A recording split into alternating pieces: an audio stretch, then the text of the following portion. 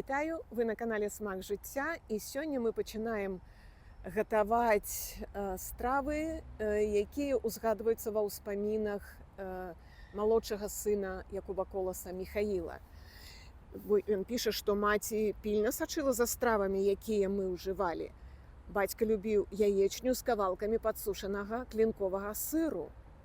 А ў дзяцінстве Якуб Колас любіў яечню на сале, пра што напісана ў паэме «Новая зямля». Гатуем любімыя цалкі Якуба Коласа ў розных варыянтах. Што патрэбна для цалкоў, узгаданых у новай зямлі?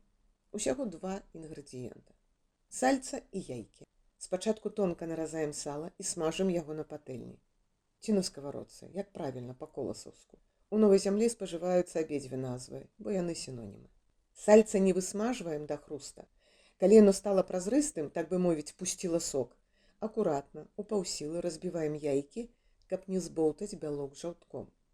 Смажым на невялікім агні да гатоўнасці бялка. А зараз гатуем цалкі з падсушаным клінковым сырам. Менавіта з ім Якуб Колас любіў смажыць яйкі ў сваім дарослым жыцці. Гэтым разам пасмажым на топленым масле. На разагрэтую патэльню кладзем або наліваем масла, акуратна разбіваем яйкі і, калі бялок амаль увесь схваціцца, дадаем кавалачкі сыру. Прыгатаваныя цалкі пасыпаем зелянінай. Дзякуй за ўвагу.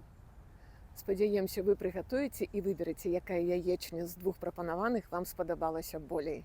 Смачна есці!